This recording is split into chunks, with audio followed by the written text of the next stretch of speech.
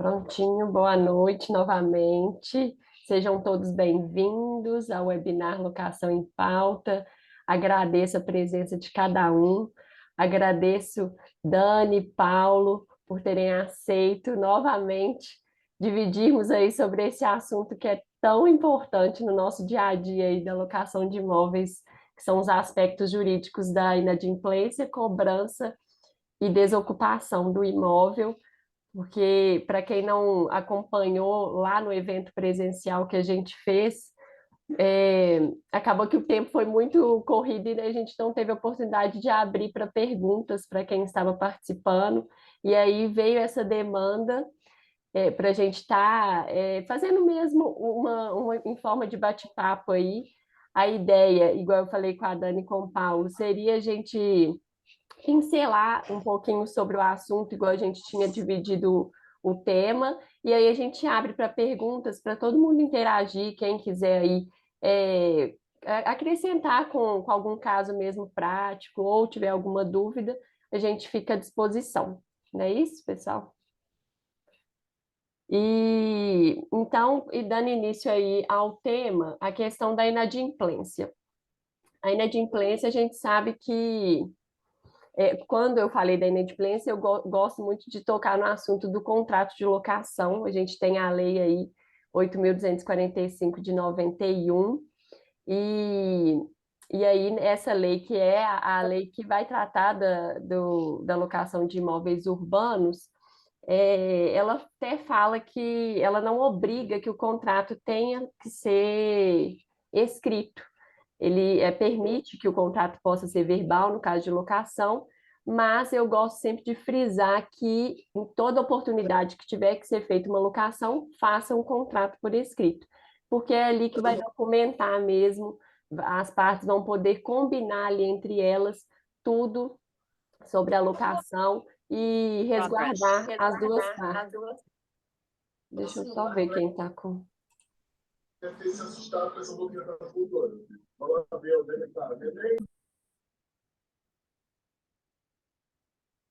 E aí, quando entra aqui no Zoom, a pessoa entra com o fone aberto, né? Aí tem que fechar, porque às vezes nem percebe. Então, a questão da importância aí do contrato bem feito, daquela frase que é o combinado não sai caro, é de extrema relevância, a gente sabe, para poder sempre pontuar ali e as partes não terem, né, assim, claro que pode vir a ter problemas, mas se ficar tudo explicadinho, fica muito mais fácil de depois tratar, que é o caso, por exemplo, de uma inadimplência, a questão de estar prevendo uma multa em contrato, se a pessoa venha atrasar um aluguel, então é nesse sentido. E a gente sabe que a inadimplência na pandemia, a gente teve aí a questão do aumento, isso aí foi geral, infelizmente, por diversas situações, cada um né, teve que ser analisado caso a caso, então a gente teve esse aumento aí da inadimplência e a gente não podia tratar todos os casos de forma generalizada. Então, a gente sabe que a inadimplência é uma dor recorrente, e das imobiliárias, dos corretores, dos advogados aí que lidam nessa área, e que aí o que eu gosto de falar é que a inadimplência ela deve ser tratada de forma personalizada, é uma dor que tem que ser tratada de forma humanizada, que deve ser avaliado ali caso a caso, porque a gente tem que também levar em consideração o lado do locador, do proprietário aí, e tem muitos proprietários que dependem daquela renda e que foram muito prejudicados, mas aí é colocar na balança mesmo e ver a situação do locatário, o que levou a ele chegar naquela inadimplência, e aí a inadimplência ela vem a gerar uma possível cobrança e depois em casos que leva à desocupação do imóvel. Então, eu fiz essa introdução aí só para a gente dar uma relembrada mesmo. Dani, eu vou passar a palavra para você dar continuidade, fica à vontade. Se quiser, eu nem me apresentei, né? Mas eu acho que todo mundo que está aqui me conhece. Ai, gente, que vergonha, eu não falei, mas assim, para quem não sabe, eu sou a Flávia Campolini e estou como coordenadora da Comissão de Locação de Imóveis da AMAD. A Dani é nossa diretora de eventos, então, Dani, passa a palavra aí, a gente vai conversando. Ok, boa noite a todos mais uma vez. Obrigada, Flávia, em nome da coordenação, da Comissão de Locação, por esse convite. Mais uma vez me sinto honrada de estar dividindo aí com vocês esses tópicos aí. A gente está fazendo esse bate-papo, você e o Dr. Paulo.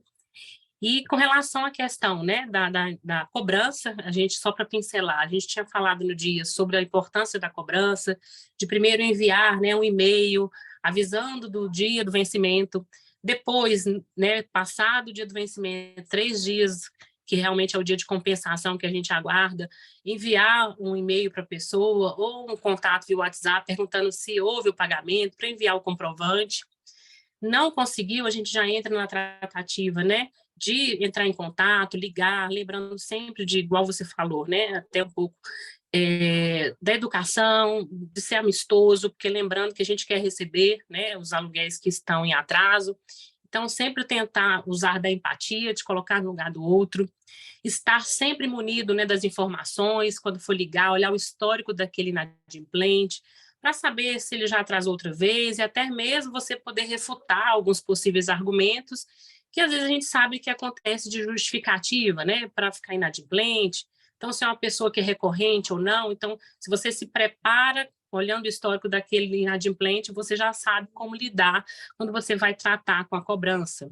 Não conseguindo ter êxito nessa cobrança aí, via e-mail, via WhatsApp, via ligação, aí a gente tenta para as formas coercitivas, que é negativar o nome, alguns usam da questão do protesto, e, em última instância, na via extrajudicial, a gente usar do PAPRE, que é uma ferramenta que o judiciário disponibiliza para a gente tentar fazer uma demanda extrajudicial de tentativa de acordo. A outra parte vai receber uma carta convite para tentar ver se a gente consegue mais uma vez aí, em última tentativa da via extrajudicial, uma conciliação.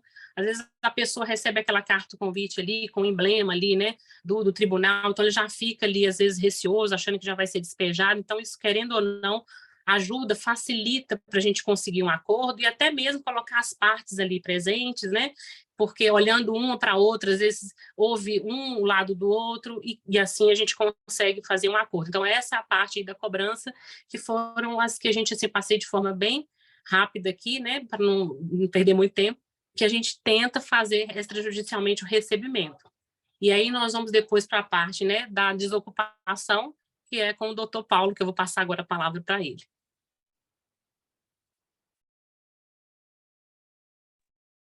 Boa noite, pessoal. Quero ressaltar a alegria que é estar aqui, reunido com a doutora Flávia e a doutora Daniele, para poder tratar sobre esses importantes assuntos que suscitam tantas dúvidas no dia a dia, das relações locatícias entre proprietários e inquilinos, também nas imobiliárias que intermediam essa relação. E hoje eu estou aqui para poder falar um pouquinho das questões atinentes à desocupação do imóvel.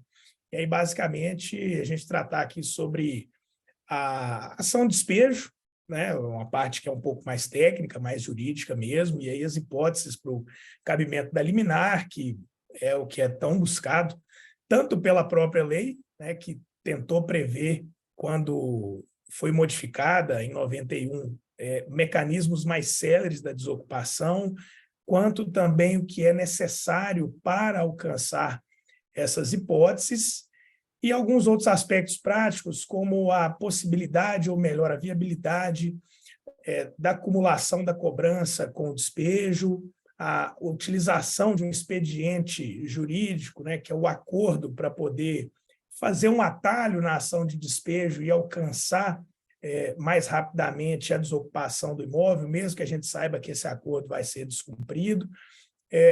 A possibilidade ou não de recusa do recebimento das chaves, quando o inquilino quer desocupar, devendo ou não os aluguéis e encargos da locação, e uma questão do abandono de imóvel, como constatar o abandono de imóvel e as suas consequências para esse processo judicial. Então, nós vamos tratar aqui bem brevemente sobre esses aspectos, porque, na verdade, acredito que hoje, aqui, conforme combinado com a Flávia e com a Dani, o objetivo é viabilizar que as perguntas sejam feitas, né? Que a gente tenha, de forma mais objetiva e dialógica, uma interação com todos aqui presentes, para que, em cima daquilo que a gente falar, as dúvidas que já podem ter vindo junto com vocês que estão aqui com a gente possam ser solucionadas, ou pelo menos tentar, né, dentro aqui do nosso limitado conhecimento, para poder viabilizar o trabalho de todas e de todos, sejam profissionais do direito ou profissionais do mercado imobiliário.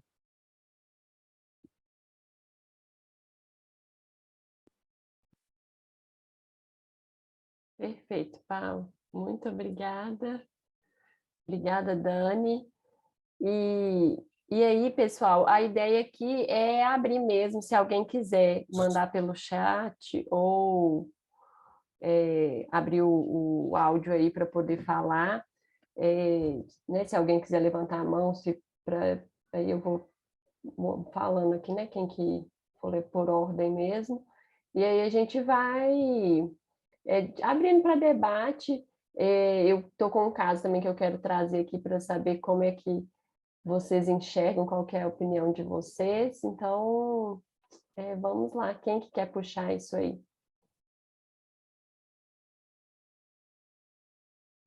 Nossa, tem muita gente. Não é possível que ninguém quer fazer uma perguntinha, contar um caso disso. Eu quero. Boa noite. Ei, Gabriel. Tudo bem, Flávia? Tudo bem, você? Tudo bom. Eu vou pedir desculpa, eu estou um pouco rouco. Eu estou com uma faringite e está osso esses dias. Mas está passando. Devagar, passa. Mas eu que bom. queria era trazer um caso recente.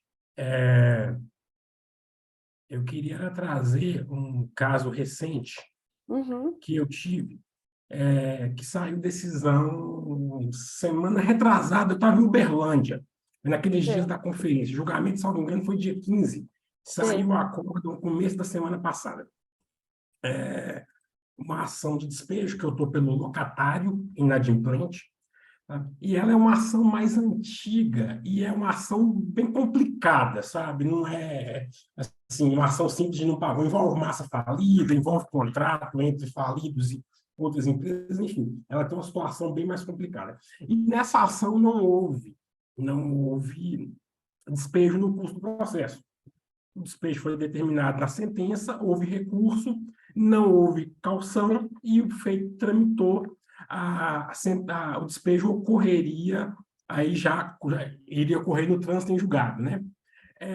Quando o juiz em que tramitou a ação determinou o despejo, eu levantei a tese de que o cumprimento da obrigação que a obrigação de despejo é uma obrigação de fazer, e que esse cumprimento teria que acontecer na Centrase. Ele indeferiu o pedido, esse pedido foi indeferido em primeira instância, e eu agravei e fiquei surpreso, não achei que fosse ganhar esse agravo, mas o tribunal está com o entendimento que se não houve despejo liminar ou despejo no curso do processo, que no trânsito em julgado o despejo tem que acontecer na Centrase. Eu acho isso assim, embora eu esteja pelo locatário, e para a gente tenha sido bom, eu acho complicado, porque a Centrase é um lugar que as coisas já não andam, né? Aí você passar por um processo de despejo na vara civil, que era específica, deixou de ser específica, né? Você passar pelo despejo na vara civil, para depois você cumprir esse despejo na Centrase, é um negócio que vai fazer as ações demorarem mais. Então, assim, vai ser cada vez mais importante buscar o despejo no curso do processo, porque executar uma ação de despejo, uma obrigação de despejo, né? Essa obrigação de fazer de despejo na Centrase vai ser um negócio complicado. Se você pegar a resolução que define a Centrase, ela de fato diz que as obrigações de fazer vão ter que ser processadas lá após o trânsito em julgado da ação. Eu posso até disponibilizar, mandar o acórdão depois, não é segredo de justiça, e as partes também não têm. É um caso já conhecido aqui em Belo Horizonte, um caso antigo, e já conhecido, envolve uma falência grande, outras situações, mas assim, eu posso até disponibilizar um acórdão se vocês quiserem depois, mas para mim foi uma surpresa esse julgado bem recente, e no corpo do julgado foi citados mais um ou dois precedentes do mesmo sentido, de que se não houve o despejo na fase de conhecimento, após o trânsito em julgado, o despejo tem que ocorrer na centrase. Interessante, viu, Gabriel? Porque eu ainda não tinha visto nada assim. Não sei se os colegas já tinham acompanhado, Dani, Paulo, vocês já tinham visto algo nesse sentido? Eu ainda não tinha Não. visto, e assim, até é difícil também a gente ter despejos que só vão acontecer forçadamente lá no final do processo, forçadamente, né? Porque muitas vezes ou há o despejo liminar, ou o próprio inquilino acaba desocupando o imóvel, faça um acordo ali no curso do processo, mas é uma informação extremamente relevante, viu, Sapucaia? Porque, a depender do lado que a gente está, dá para utilizar de forma bem estratégica, né? Sim, inclusive, o Cifone falou que vai me matar depois disso, porque ele faz despejo todo dia, né? Sim, E eu acaba que até hoje eu fiz mais despejo, talvez, do que tem estado pelo locatário. Mas esse caso é um caso um pouco mais complicado, assim, em termos de situação processual mesmo, né?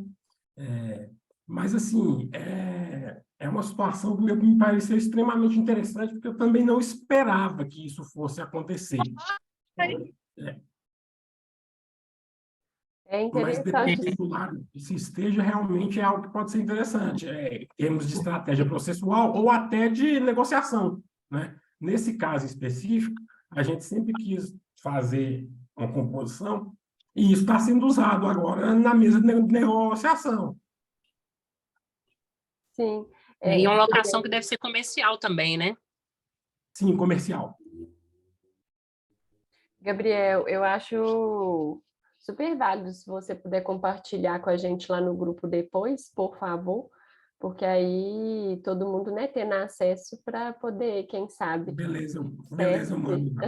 Muito obrigada, viu? Nada.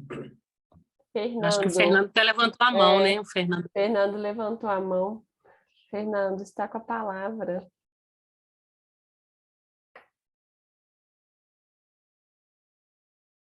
Ele fechou a câmera. Ah, voltou. Ei, Fernando.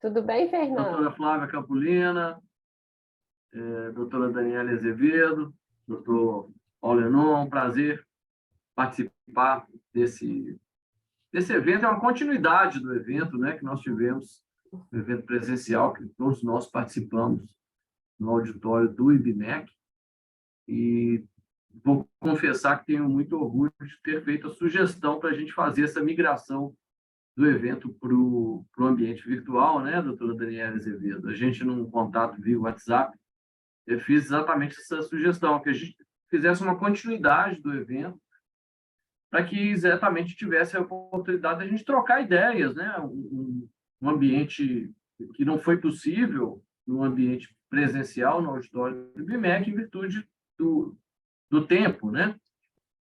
Mas eu escutei e tive muita atenção aos relatos feitos por todos e por todas, e queria tocar num assunto que acontece muito no meu dia a dia, eu acho que está no dia a dia de todos os advogados e todas as advogadas imobiliaristas, que é aquela situação: qual o momento ideal que a gente percebe que a negociação consensual não está evoluindo, que a gente não vai conseguir um acordo, e então a gente precisa mesmo de, lamentavelmente, na minha opinião, lamentavelmente, ter que ajuizar uma ação de despejo.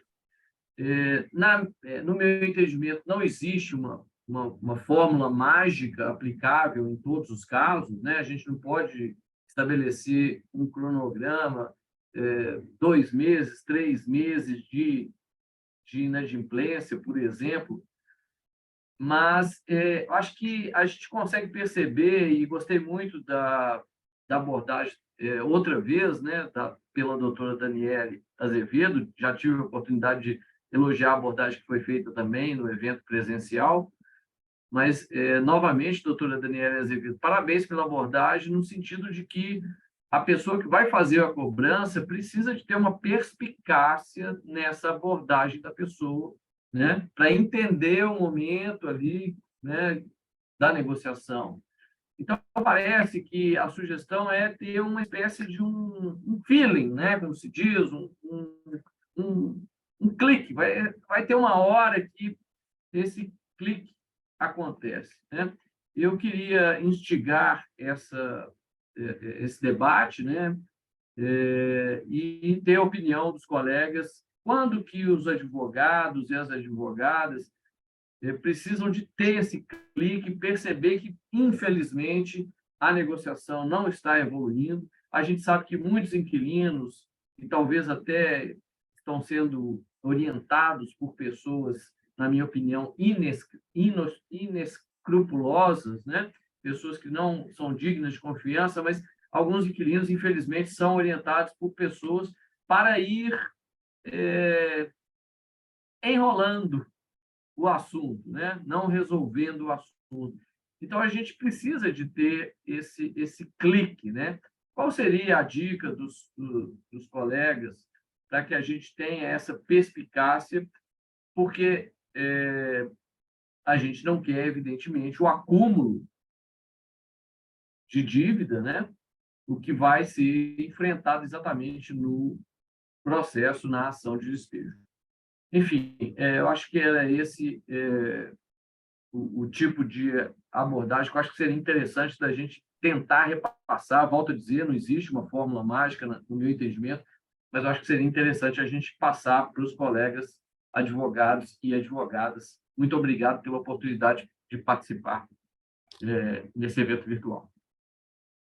Fernando, foi excelente a sua ponderação, porque realmente não tem, né, falar, vai ser 3 meses, não tem como a gente generalizar, igual eu falei, a questão da inadimplência, não tem como aplicar para todo mundo. Você também falou aí que não tem como a gente aplicar ao mesmo tempo, pensar, coloca aí que 3 meses vai ter o despejo, né, vai ter que entrar com a ação. A gente até discutiu isso num evento, não sei se você lembra, semana passada, que uma colega, não sei se ela está aqui, que não, tem uma Rosângela aqui, mas eu não sei se é a Rosângela mesmo, que ela falou de uma cláusula que poderia constar em contrato ou não.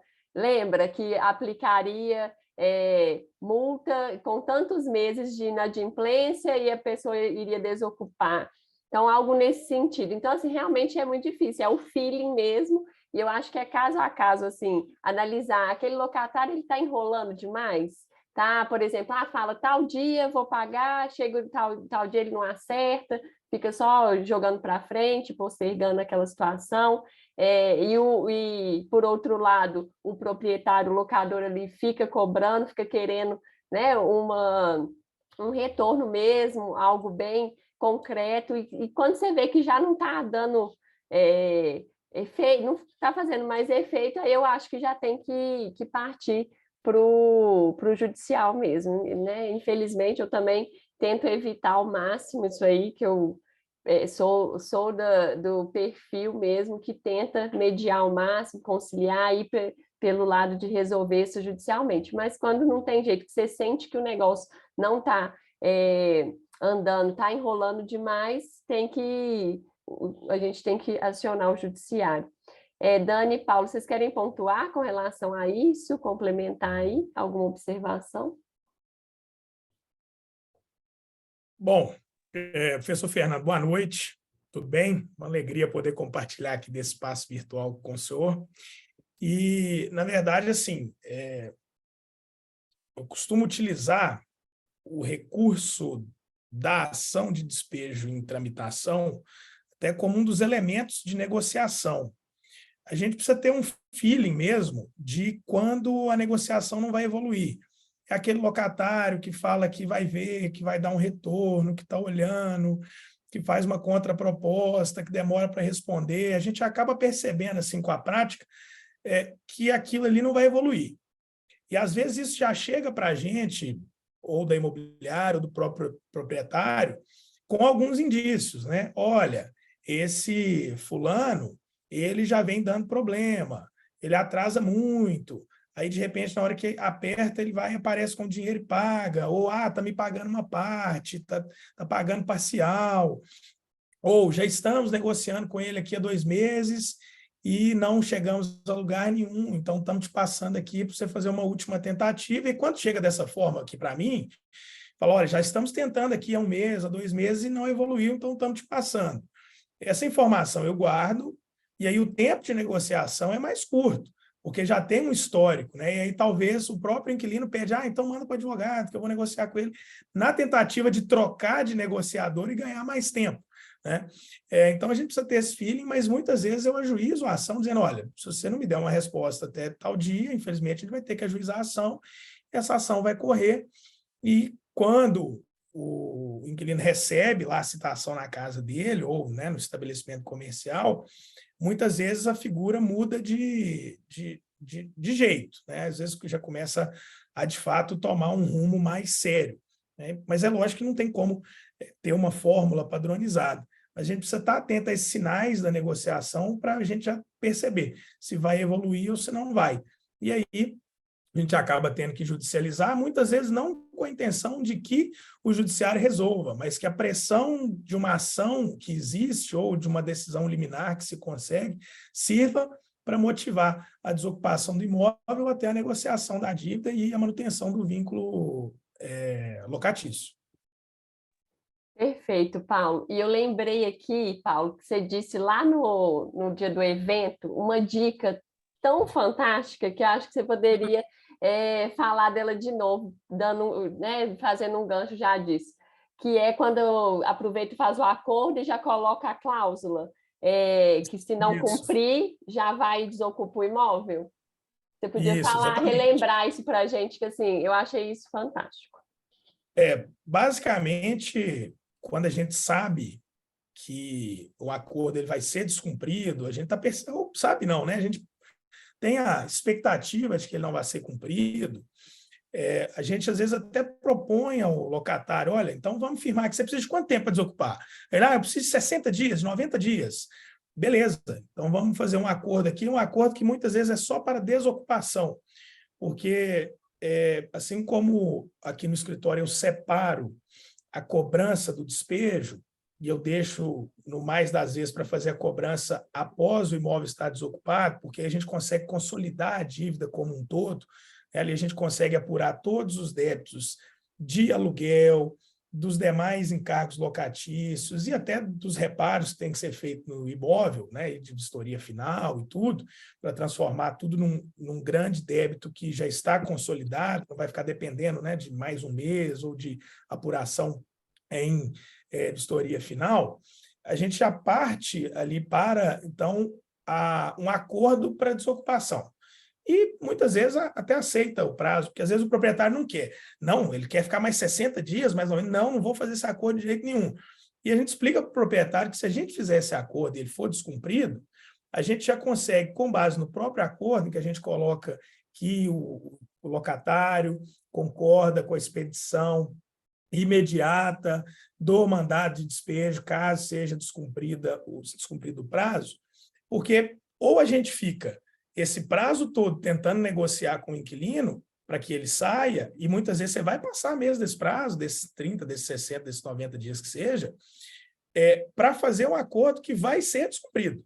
Então, às vezes, o inquilino pede ali 30 dias e ele acha que ele vai ter 30 dias de tranquilidade, que você não vai ficar ligando para ele, não vai ficar importunando ele. Quando você assina esse acordo protocolo, o juiz, ao homologar, te dá a possibilidade de requerer o despejo direto. Então, vamos supor que ele recebeu a carta de citação, o inquilino recebeu a carta de citação lá no imóvel que ele alugou, e ele já corre atrás do você e fala assim, não, eu preciso aí de 90 dias para desocupar. e você não tem condições para poder pedir liminar, por exemplo, né? Está lá a locação com uma garantia vigente ainda, e você faz esse acordo, porque 90 dias passa assim, num estralo. E ao final desse prazo, se ele não desocupou, isso eu estou dando um exemplo de 90 dias, que é um exemplo mais dilatado, mas a gente consegue fazer com 30, 45, porque ao descumprir, você não vai precisar passar pelas fases de defesa, especificação de prova, eventualmente uma audiência de instrução, esperar uma sentença. Aquela sentença de homologação já vira o seu título executivo que te habilita a pedir o despejo, mas obviamente tem que constar claramente no acordo que está autorizado expressamente a expedição de mandado de despejo caso haja descumprimento do prazo que foi avançado. Então, a gente faz um acordo para ser descumprido mesmo, e aí, vencido o prazo, no dia seguinte, a gente já faz o protocolo de cumprimento de sentença, que até então, Sapucaia, sempre foi cumprido ali nos próprios autos, né? Não sei se agora, de repente, algum inquilino invocar esse precedente e se vai ter que ser remetido para a Centrais, mas aqui a gente sempre conseguiu nos próprios autos, o juiz já determina a expedição do mandado de despejo, e aí só resta ao locatário desocupar mesmo. Então, assim, é um macete que a gente já tem usado há alguns anos e espero que o Gabriel não saia espalhando essa técnica que ele tem adotado aí agora, que ele conseguiu, porque senão a gente não vai conseguir desocupar os imóveis nunca. E a Centrasa, né, a gente sabe que ela está bem abarrotada de trabalho e acaba que não anda com a celeridade que precisa. Excelente, Paulo. Obrigada, viu? Só para fazer Isso é verdade. o que o Paulo falou. Paulo, no meu último despejo, que eu estava pelo locador também, o despejo foi feito nos próprios autos. O juiz chegou a remeter o processo para a Centrasa e o juiz da Centrasa devolveu, dizendo que ele não seria competente.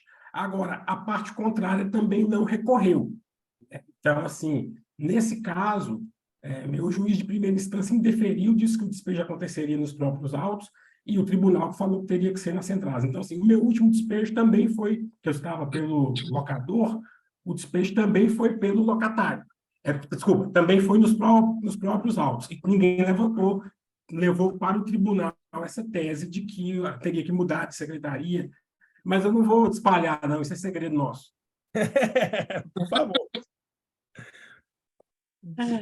Mas é isso mesmo, os colegas falaram aí muito bem nessa questão de prazo, né? Realmente do feeling, de cada caso é um caso. Se você vê que a pessoa está ali realmente enrolando, e eu acho que se munir também de prova é muito bom. Porque eu já tive casos, né, de colegas relatarem que conseguiu eliminar, a outra parte entrou com recurso e ela conseguiu, né,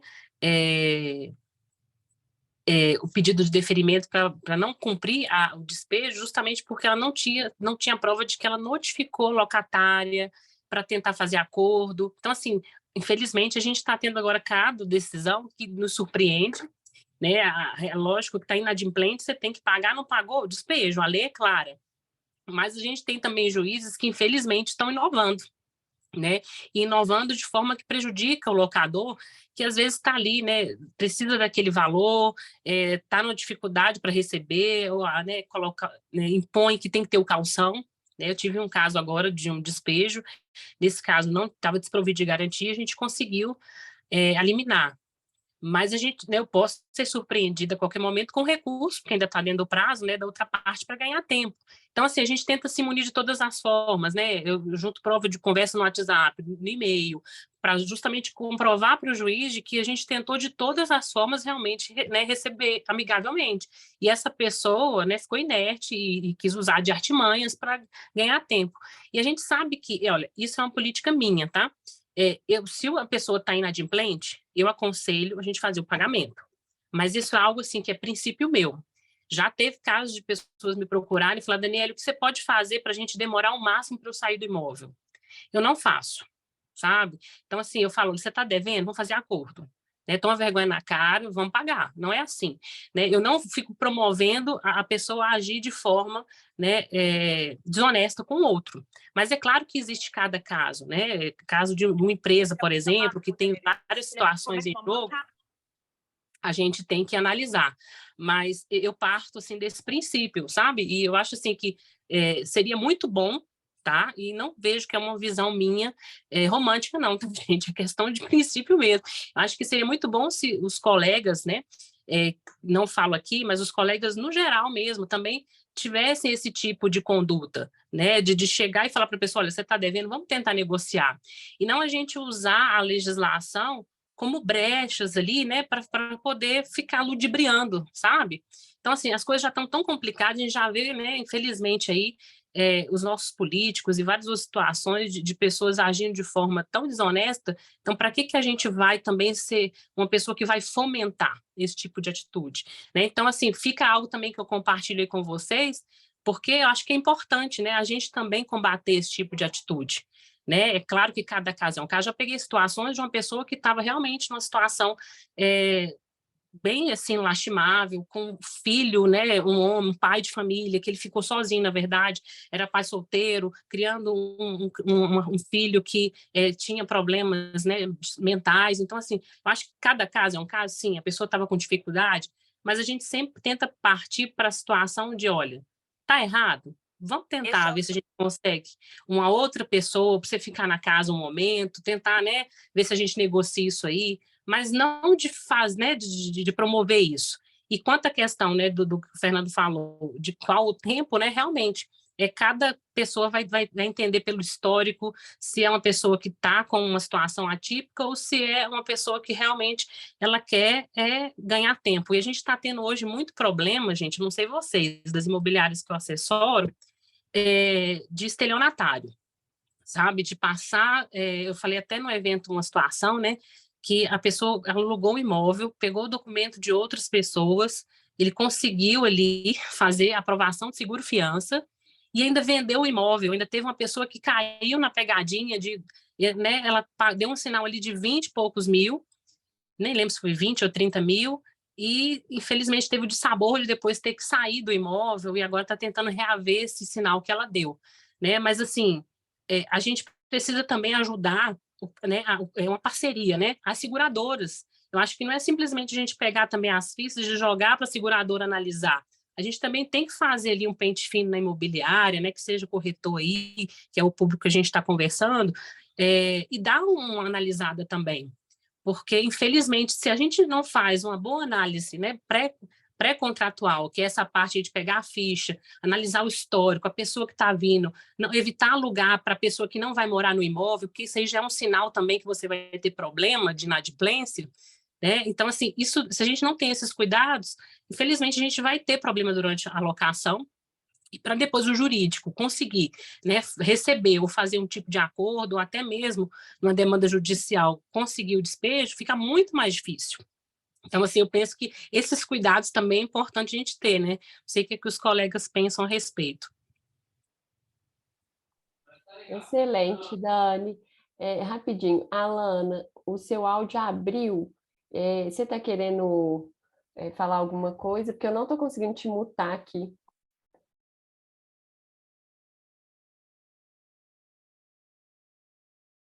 Acho que deve ter aberto sem querer, mas eu não estou conseguindo mutar. Doutora Flávia Campolina, só aproveitando, então, a brecha, e agradecendo ao doutor Paulo Enon e a doutora Daniela Azevedo por explorar esse tema, né? Eu acho que realmente é algo imprevisível, que a gente vai tendo que verificar no caso a caso, mas queria passar algumas dicas que utilizo na minha advocacia e também repasso para os meus alunos e para minhas alunas.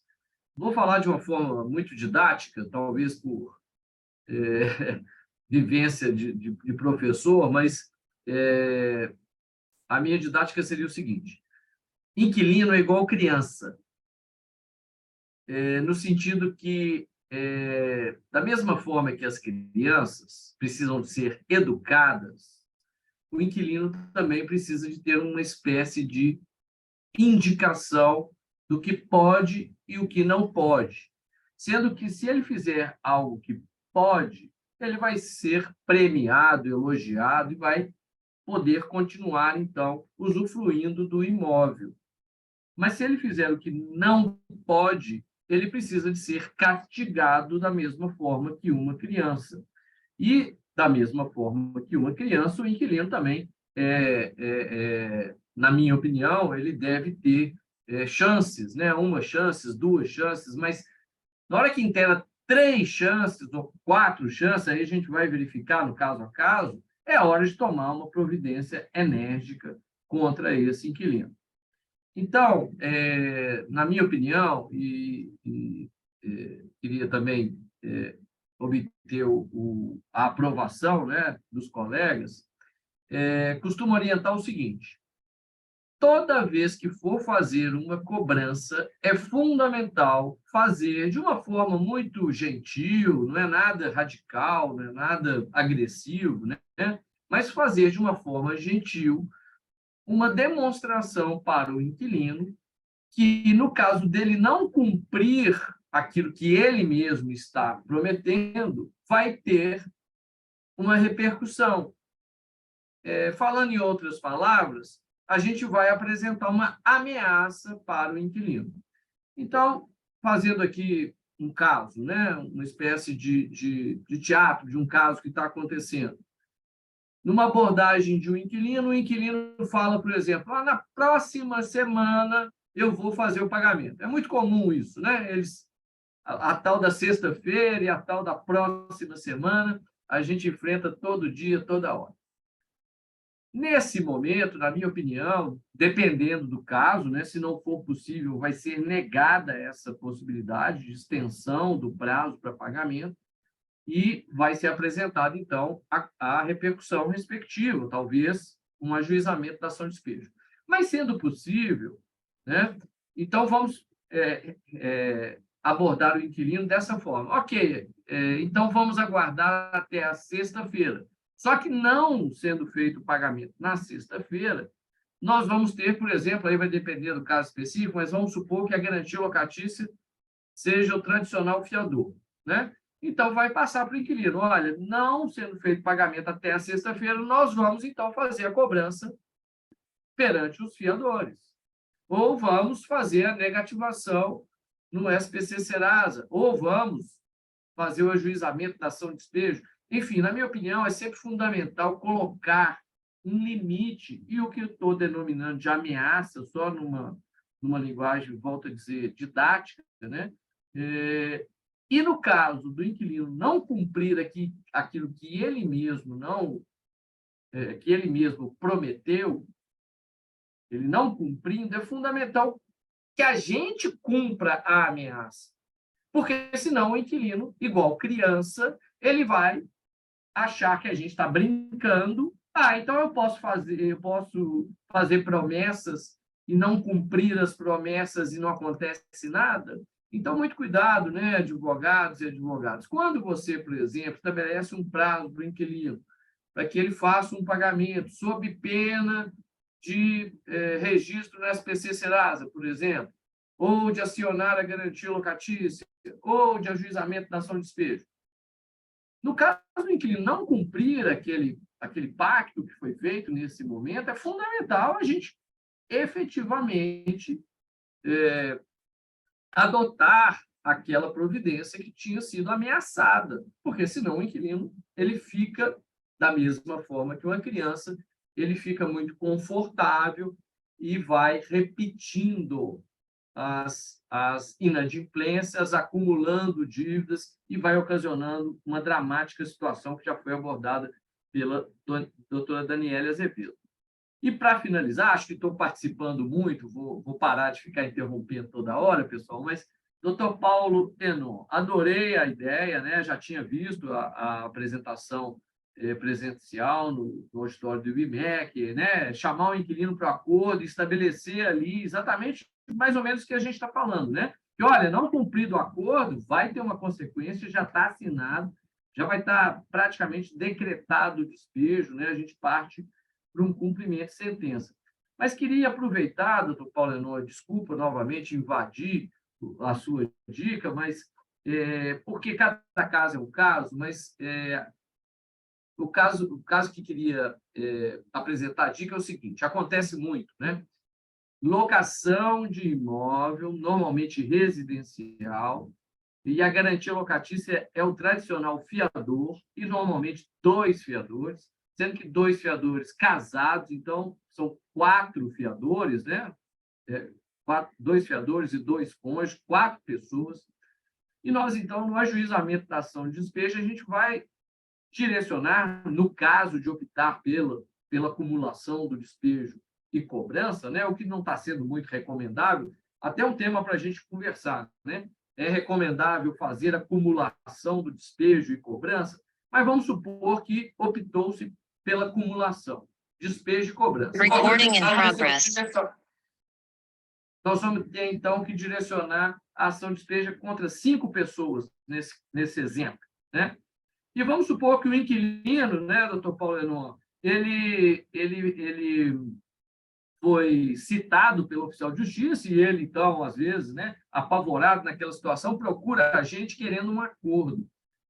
É hora, né, pessoal, de aproveitar essa oportunidade, fazer igual o doutor Paulo Lenon já disse, colocar, né, as repercussões do descumprimento do acordo e até mesmo a ordem de despejo, mas vamos exigir que no acordo já conste a assinatura dos fiadores e que eles se deem por citados. Eu tenho feito isso muito.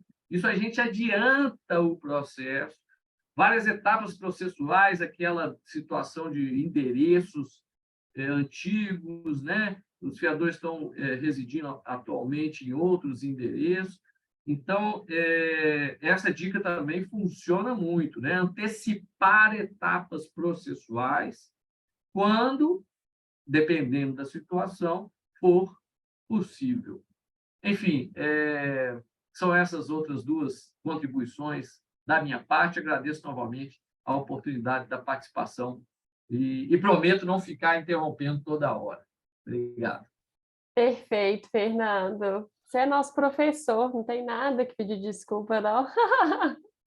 Muito obrigada, viu? É isso mesmo. Essa dica dos fiadores aí de colher a assinatura deles é muito importante também, né? Porque já agiliza aí com a ciência deles, no caso, né, de já ter um processo e fazer um acordo, complementando aquilo que o Paulo já tinha trazido. Muito obrigada. Dani, também acabou que aquela hora eu fui falar da questão do áudio da Alana e não comentei o que você trouxe também, as suas considerações, a questão de analisar, né, caso a caso, que bom, tem que ver a situação do locatário, e realmente a gente teve isso muito na pandemia, né, que foi a questão mesmo de, às vezes, eu tive caso que o proprietário concordou em isentar o aluguel por um tempo, porque o locatário, por exemplo, às vezes ficou desempregado, ou às vezes o comércio, né, era uma locação não residencial, e aí o comércio, questão de vendas, caiu muito, e aí ficou combinado só, por exemplo, de pagar ali por um tempo o IPTU e o condomínio. Então, assim, realmente é importante ter isso aí, né, essa ciência, aquela questão também da diligência prévia, né, do diligência, de investigar mesmo antes como é que está a situação ali, da ficha, ajudar ali aquela, igual você disse, né, da questão da imobiliária mesmo, da seguradora. Então, acho que esse trabalho conjunto aí nunca é demais, né? Toda cautela é importante mesmo. Pessoal, mais alguém quer colocar alguma ponderação aí, fazer alguma pergunta? Ou até trazer algum caso, né, para a gente poder discutir também Algum aqui, alguma caso? situação. Eu estou com um caso que, se ninguém quiser, né, compartilhar e tudo, aí eu vou falar aqui, vamos ver se... Acho que eu vou falar ele, que ninguém tá, que a gente já está caminhando para quase 1 hora, passa muito rápido, né? Nossa Senhora.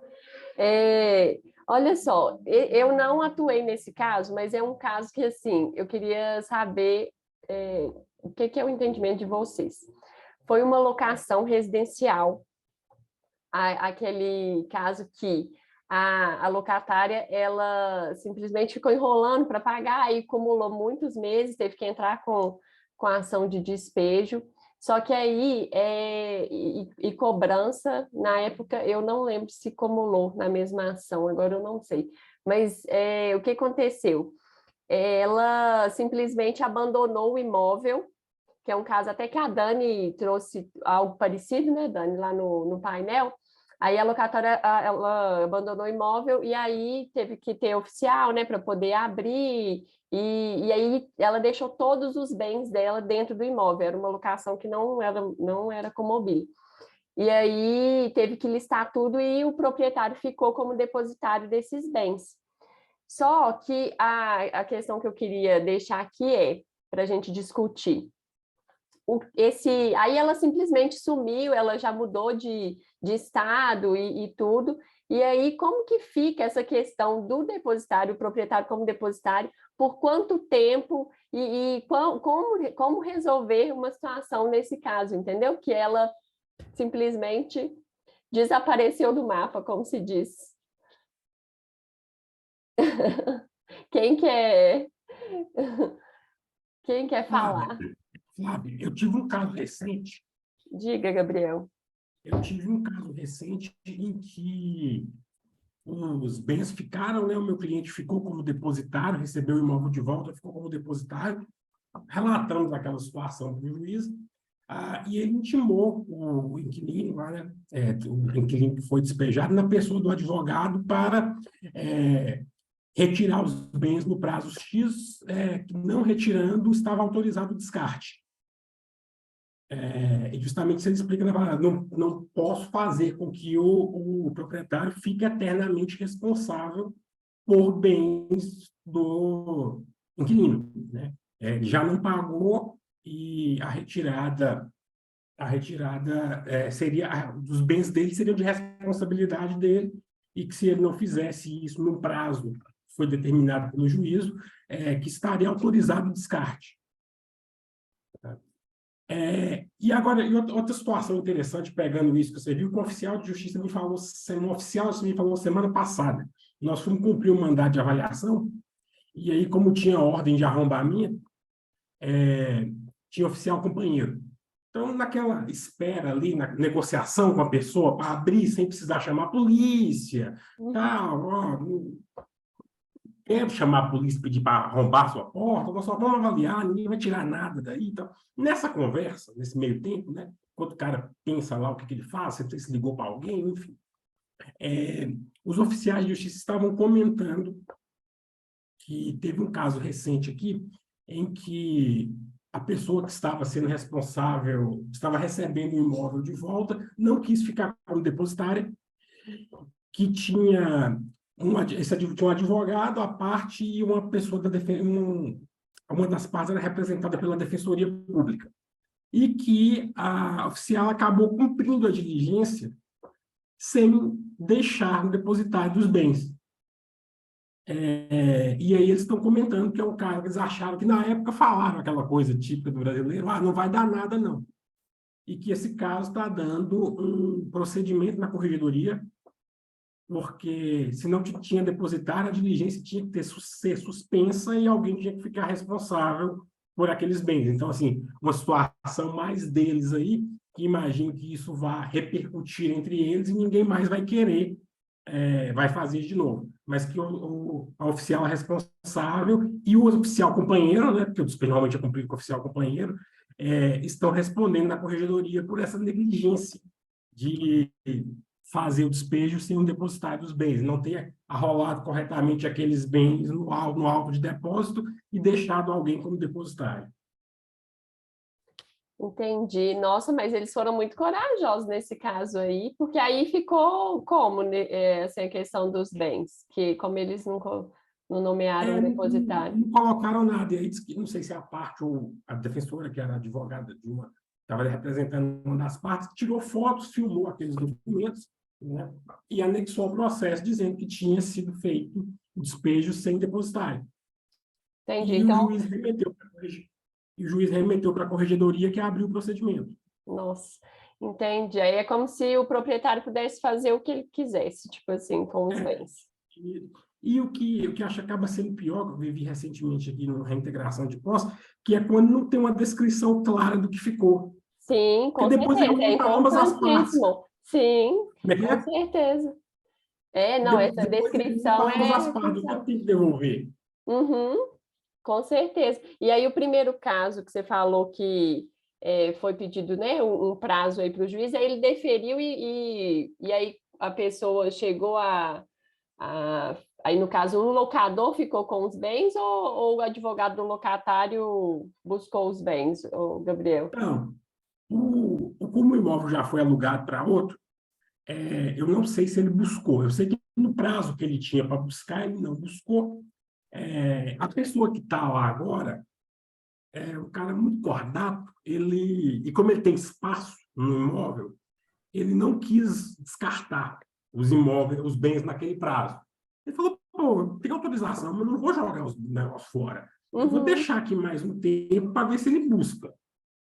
E a última vez que eu tive contato com o antigo inquilino, ele ficou de buscar. Eu estava arrumando o carreto para buscar, mas o novo locatário falou com o meu cliente que não preocupasse, assim, que ele não iria, que meu cliente que é o depositário, né, que já alugou para outro irmão, que uhum. não preocupasse, que ele não iria, embora o descarte esteja autorizado, ele não iria fazer o descarte, ele tinha espaço, ele não atrapalhava segurar aquilo mais algum tempo ali.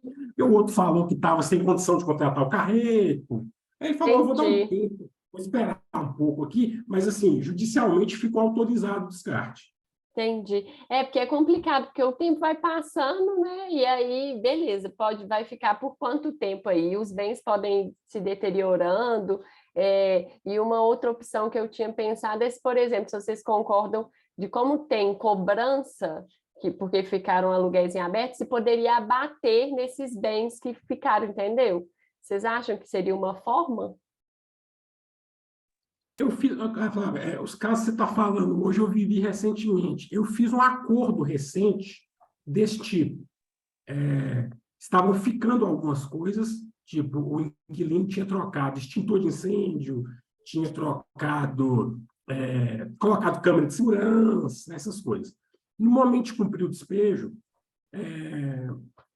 passado aquele susto inicial do estou sendo despejado, né, no momento de cumprir o despejo, nós fizemos um acordo, mas aí não foi determinado judicialmente, né? Nós fizemos um acordo, sentar com ele e falar, tem X aqui para você receber, nós vamos fazer o seguinte, a gente sabia que não ia receber mesmo, aí falamos, então vamos fazer o seguinte, nós ficamos com os extintores, uma mesa nova que ele tinha comprado, o cadeiro, o computador, as câmeras de segurança, e aí ficamos com aquilo por um débito que era maior do que o valor, mas resolveu. Meu cliente ia ter que colocar a câmera de novo, ia ter que trocar extintor de incêndio se ele levasse, então acabamos trocando, fazendo ali uma composição em que nós demos ali um abatimento dos aluguéis por alguns bens que ele tinha colocado no imóvel, que estavam guarnecendo o imóvel. Entendi. Bacana. Muito obrigada, Gabriel. Mais alguém quer fazer alguma Flávia, consideração? Diga, Dani. só para fechar, não sei se vocês passam por isso, mas um caso também que dá muito problema é com relação aos encargos, os débitos de cargo locatício, que é CEMIG e Copasa, principalmente quando não troca titularidade. Eu venho, né, tendo problema dos clientes do seguinte fato: a CEMIG e a Copasa, apesar de saber que isso, né, não é legal, mas eles acabam forçando, né, a pessoa, se for fazer uma nova locação, tem que pagar aquele débito. E os locatários ficam assim, loucos, né? Porque, uai, como assim? Eu vou pagar algo, eu já estou no prejuízo que eu não recebo aluguel, e ainda vou ter que custear a CEMIG e a Copasa. A gente sabe que é um débito que está ligado ao consumo do CPF. É diferente da dívida, né, de PTU, de condomínio, que está ligada ao imóvel. Mas e aí, nesses casos, né, o que fazer? Eu tenho, né, sugerido que faça o pagamento, né, o locador, e a gente tente, né, pleitear o reembolso aí na ação de cobrança, né? Eu tenho utilizado até, tá, Gabriel? Ao invés do que o doutor Fernando falou, usado a ação de despejo e depois eu entro com a ação de cobrança, porque aí eu decido se eu vou ajuizar uma execução ou uma ação de cobrança, até por questão, né, de estratégia de ganhar tempo. Mas com relação a CEMIG e Copasa, eu tenho feito isso, sabe? Por quê? porque, infelizmente, ficar tendo uma briga ali com a CEMIG, o locador, às vezes, ele não quer demandar uma ação para, né, fazer a obrigação ali de fazer, deles aceitarem a troca da titularidade. Mas eu não sei o que tem acontecido aí. Vocês também se deparam com situações assim? E o que vocês fazem, no caso? Entendi, Dani. Mas assim, eu ainda não tive nada que a Copasa ou a CEMIG, sabe, de forma impositiva aí falasse que tinha, porque eu entendo que o débito é no CPF mesmo, ela não poderia fazer isso. Engraçado, você está tendo muito assim da Copasa e da CEMIG? Sim, a ponto das imobiliárias não estão conseguindo nem fazer a troca de titularidade. Eu tenho tido alguns casos aqui assim também, e aí a orientação que eu faço é de que o proprietário pague essa dívida, se ela foi razoável também, para que seja realizado o corte e a religação em nome do terceiro, porque senão isso vai perdurar. Ou ele não vai conseguir religar, porque tem o débito também, ou ele não vai conseguir, ou ele vai ter que permanecer com isso no nome dele. E aí ele pode cobrar isso eventualmente lá do terceiro, mas isso é completamente ilegal, né? As concessionárias de energia e de água, elas têm os meios próprios para cobrarem esses devedores que desocuparam o imóvel.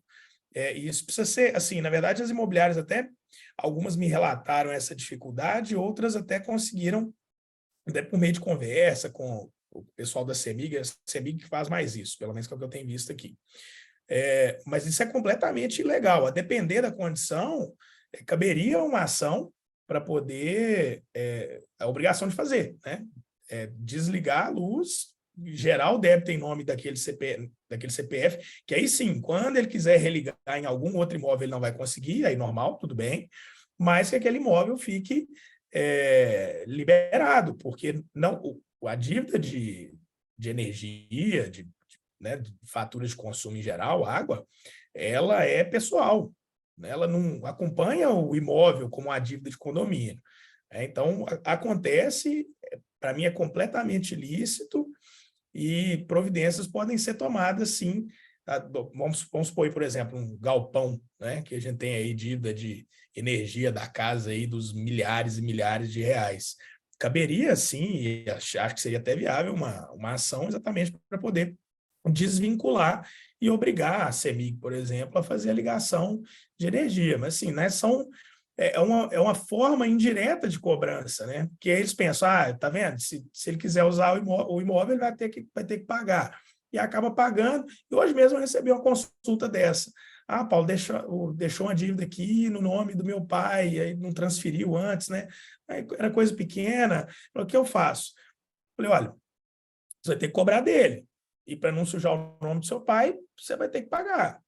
Aí é uma escolha que tem que fazer. E aí esse inquilino já foi embora há muito tempo, dificilmente você vai receber. Aí também, infelizmente, são os riscos que são inerentes a qualquer contrato. E que precisa ser prevenido, porque o erro já começou quando ele não transferiu a ligação para o nome do inquilino, né? Não, com certeza. Quando não transfere, aí é um problema. Mas eu entendi que a Dani falou que cobra, que dá problema, por exemplo, lotar em nome do locatário e não deixa o proprietário, né? Assim, aí isso é muito absurdo, porque se você pensar o contrário, uma dívida de IPTU que está alugado o imóvel, o município não quer saber se ele está alugado ou não, ele vai cobrar, não é do proprietário. Né? E aí o proprietário que tem que se virar com o locatário. A ideia para essas contas, né, de consumo de água e luz teria que ser, se é o locatário que está devendo, as concessionárias teriam que cobrar direto deles, né?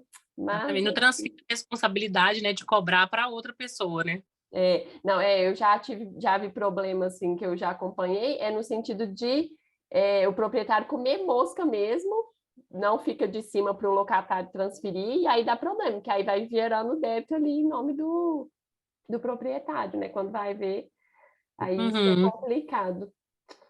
Eu tive um caso desse até hoje, nunca tive com a Copasa, tive com a CEMIG. Um caso desse de se recusar a fazer a troca da titularidade. E o que aconteceu? Tem uma resolução da ANEEL, salvo engano, a 458, que diz que o débito é contratual, o débito é do CPF ou do CNPJ, exceto se tiver ocorrendo uma sucessão naquele imóvel, etc. Então, nós conseguimos, nesse caso, resolver amigavelmente com a CEMIG, fazendo um requerimento à CEMIG, indo lá e mostrando a resolução da ANEEL, mostrando diversas decisões judiciais que diziam que o débito era contratual, e dizer para a CEMIG, olha, a resolução 458 da ANEEL diz que você tem que ligar e nós vamos fazer uma reclamação na ANEEL e vamos entrar no judiciário se vocês não fizerem a religação. E aí eles, com custo, aí, com certo custo, mas mostrando a resolução, conversando, acabou que a CEMIG ligou. Constatou que não era, olhou os contratos, constatou que não era uma sucessão, etc., e acabou religando sem precisar efetivamente pagar nem de uma ação judicial.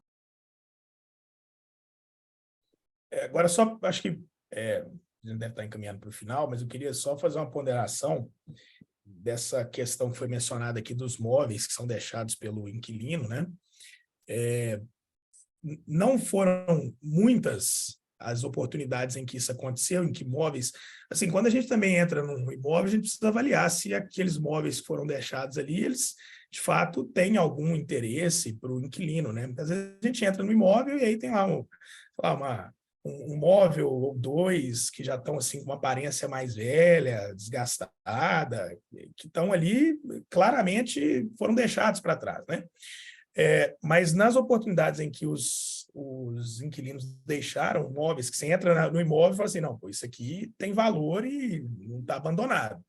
Eu sempre recorri a uma notificação para que o inquilino, notificação com a R, tudo direitinho, para que o inquilino retirasse esses móveis em 90 dias, e aí pode ser no próprio imóvel ou em algum outro lugar para o qual o proprietário leve, sob pena de considerá-los abandonados.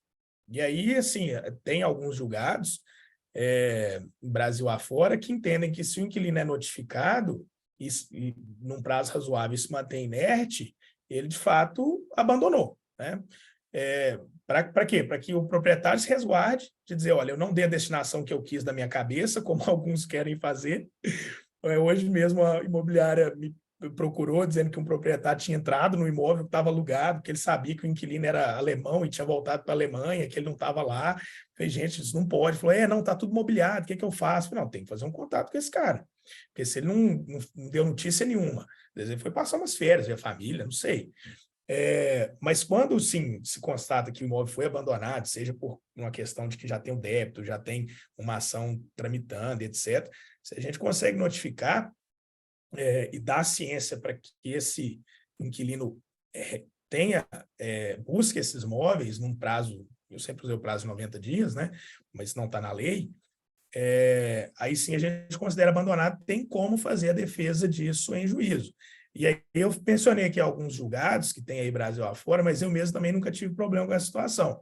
Ou o inquilino buscou os móveis, ou ele não respondeu e aí o proprietário deu a destinação que quis para eles. Entendi, Paulo, obrigado. Mas a questão, assim, aí poderia ser na pessoa do advogado, né? Porque nesse caso que eu citei, a locatária desapareceu. Então, teria que ser igual o Gabriel falou, né? Que intimou na pessoa do advogado, deu esse prazo aí passou e o proprietário fez o que entendeu, assim, melhor, sim. né? Pessoal, já estamos... Doutora Flávia Campolina, né, não Diga, resisto à Fernanda. oportunidade de mencionar que talvez a dica seja, né, doutor Paulo Enon aí e Gabriel Sapucaia, a dica parece que no caso do Sapucaia foi isso que aconteceu, mas enfim, é porque ele também está afônico, eu não entendi direito o que ele estava falando, mas talvez, doutor Paulo Enon, a dica seja colocar uma cláusula contratual desde a época da contratação da locação do imóvel, especificando esse caso de abandono de pertences do inquilino. E ele, então, autoriza, né, em 60, em 90 dias, o descarte desses pertences, no caso de acontecer o despejo e ele abandonar esses pertences, etc. Algumas imobiliárias estão usando essa estratégia. Eu já fiz alguns contratos de locação de imóveis, especialmente contratos de locação de imóveis corporativos, porque tem todas aquelas instalações, né, nessa magnitude de locação de imóvel, e a gente preocupa muito, né, nessa situação. E, para finalizar, queria contar um caso, doutora Flávia Campolino. Uma vez fiz um despejo de um restaurante de médio porte, não era de pequeno nem de grande porte, mas era de médio porte. E o inquilino trancou as portas do estabelecimento, achando que isso evitaria o despejo. Mas nós fomos muito diligentes e, mediante ordem do juiz e também obtendo todo o auxílio pela oficiala de justiça, lamentavelmente não lembro do nome dessa oficial de justiça, que mereceria até citar o nome dessa oficial de justiça, porque é uma oficial de justiça incomum no nosso dia a dia. Mas, enfim, mediante todo o apoio dessa oficial de justiça e tendo a ordem do juiz, né, a ordem de arrombamento do local, nós fizemos o despejo. O despejo demorou 3 dias para desocupar todo o restaurante. Nós tivemos que fazer a desinstalação de um restaurante, de um imóvel no bairro Anchieta. Eu vou evitar fornecer endereços, né, obviamente, mas, enfim, preservando nomes, etc. Mas o despejo demorou 3 dias. Só para ter uma ideia, tinha produtos alimentícios nos freezers do restaurante que eu tive que fazer doação para entidades de caridade. Eu fui tendo que obter soluções durante o despejo, né? E, doutora Flávia Campolino, indo direto ao ponto aí do depósito dos pertences, né, do material. Existiam mesas, cadeiras, freezers, etc., etc., todo aquele aparato de um restaurante. Nós fizemos o despejo disso. Não lembro a quantidade de caminhões, mas foram 2 ou 3 caminhões daqueles caminhões de mudança que foram utilizados para deslocamento de todo esse material. Nós optamos naquela oportunidade, acho que foi uma solução muito inteligente da nossa parte, nós optamos por contratar um depósito terceirizado que paga um valor, obviamente, né, para armazenamento desse material. Nós documentamos tudo isso, né? Esses 3 dias foram todos documentados mediante fotos, recibos, relatos, etc. Por exemplo, os produtos alimentícios que foram fornecidos para as instituições de caridade, nós obtivemos os recibos, etc. Enfim, fizemos todo um dossiê de tudo isso, e especialmente no caso dos pertences, desse depósito que foi destinado, então, para um terceirizado. O segredo foi esse. Em vez do próprio locador ficar responsável pelos bens do locatário, nós direcionamos isso para um depósito terceirizado. Obviamente, o locador teve que adiantar o pagamento desses valores, mas nós, então, demonstramos todos esses valores no processo e prosseguimos a cobrança contra o locatário. No caso, a garantia locatícia era a fiança, e prosseguimos, então, contra os fiadores, no caso, que acabaram tendo que pagar uma fortuna. Foi um litígio de valor muito considerável pela quantidade de acúmulo de dívidas da alocação do imóvel, mas também por conta de todo esse aparato que teve que ser feito para o despejo. Mas, então, só passando essa dica para os colegas, dependendo da situação, na minha opinião, a gente precisa fazer uma avaliação de risco sempre, né? Então, assim, é uma locação residencial, de um apartamento de 2 quartos, a chance do inquilino abandonar é 2 camas, uma geladeira e um sofá. Opa, o risco é X. Agora, é uma locação corporativa, ou, no meu caso, a locação de um restaurante, o risco é Y ou Z, né?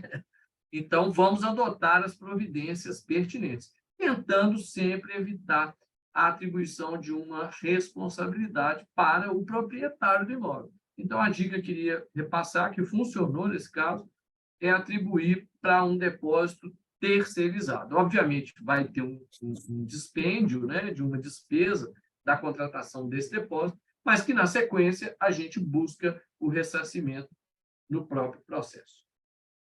Ok? Excelente, Fernando. Entendi. Eu gostei da sua dica de colocar uma cláusula no contrato. A gente nunca sabe, né, assim, com quem que vai acontecer, com quem que pode vir a acontecer, mas é uma forma de se resguardar também, de já ter uma previsão ali no contrato. Muito obrigada. Pessoal, então, a gente está recebendo algumas mensagens aqui no chat. O pessoal teve que sair. A Jânia falou excelentes ponderações, agradeceu. A Gabriela também falou excelente conteúdo. Muito obrigada pela presença, por terem ficado até agora. Alguém quer, Dani, Paulo, vou deixar vocês né, assim, finalizarem para eu poder depois, se a gente podia tirar uma foto para registrar, né? Sim. E aí eu agradeço por último. Aí eu quero agradecer, tá, por mais uma oportunidade. Foi um prazer, uma honra estar aqui com vocês, essa troca, né, de experiência, de casos, né, que a gente vai aqui, cada um falando e vai virando chave aqui, nó de ideias, isso é muito bacana. E que, né, a AMAD, sim, é excelente, né, todos os eventos que a AMAD tem, tanto presencial, online, né, sempre é muito rico nessa troca nossa. Então, eu me sinto muito honrada, obrigada mais uma vez pela oportunidade, e obrigada a todos que ficaram aí, né, até esse finalmente. Bom, pessoal, eu só tenho a agradecer também. É sempre uma alegria poder debater aquilo que a gente gosta de fazer e faz, sobretudo podendo contar com a experiência acadêmica e prática profissional do professor Fernando, que sempre traz ponderações diferenciadíssimas aqui para a gente, e dizer que a AMAD está em franca expansão, e isso é muito bom para o mercado imobiliário como um todo, porque eu tenho certeza que é daqui de dentro que sairão, e aqui dentro também já estão os melhores profissionais do direito, ou seja, Minas Gerais como um todo, Belo Horizonte especialmente, está muito bem servida de advogadas e advogados imobiliaristas. E permanecer aqui à disposição de todas e todos. É um prazer, né, todas as vezes que a gente puder se encontrar, faço questão de estar presente. Paulo, muito obrigada. Dani, muito obrigada por vocês terem aceito aí o convite de compartilhar. Acho que foi um momento muito rico aqui que a gente conseguiu ter bastante trocas, né? Fernando, as suas ponderações foram excelentes. Gabriel também. Muito obrigada, viu, Gabriel? Abre a câmera ali, nós vamos ter que registrar esse momento, né? Eu que agradeço, Flávia, obrigado. Aqui, e muito obrigada a cada um que esteve conosco. Não sei se tem alguns nomes aqui que eu não sei se já fazem parte da AMAD, então vou deixar aqui o convite, se você ainda não faz parte da AMAD e é advogado ou estudante de direito, venha fazer parte conosco, pode mandar uma mensagem lá no direct do Instagram da AMAD, que vai ser um prazer. A Dani está aí na diretoria, o Fernando é nosso conselheiro, e assim, eu estou como coordenadora da comissão de locação, nós temos outras comissões temáticas, e é o que o Paulo disse, que nós estamos expandindo aí cada vez mais, não só né, em Belo Horizonte, agora a gente está com um projeto de ir para os interiores também, então eu vejo só coisa boa, essa troca é muito importante, fico muito feliz da gente ter enchido a telinha aqui de gente boa demais na área imobiliária. Então, vamos só, quem quiser abrir a câmera aí para eu poder tirar um print, por favor. Gabi, Clara, Jânia, Jeane, Andréia, Indianara, se vocês quiserem. Se não quiser, não tem problema. Andréia abriu. Deixa eu só... Vamos lá, então? Deixa eu só ver aqui. Por favor. A Jânia também abriu ali, ó. Mais alguém? A Gabi falou que não vai dar. Não tem problema, não. Vamos lá, eu vou falar 1, 2, 3 já e eu tiro, hein? 2, sorrisão. 1, 2, 3 e já. Peraí, deixa eu só conferir se ninguém ficou com Isso, o olho fechado. Só um minuto. E Andréia, obrigada pela presença, viu?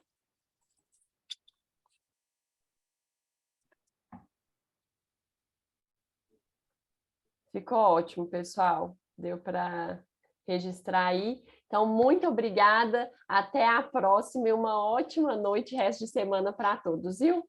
Um beijo. Obrigada. Obrigada, Boa noite a gente. Tchau, todos. tchau. Tchau. Boa noite.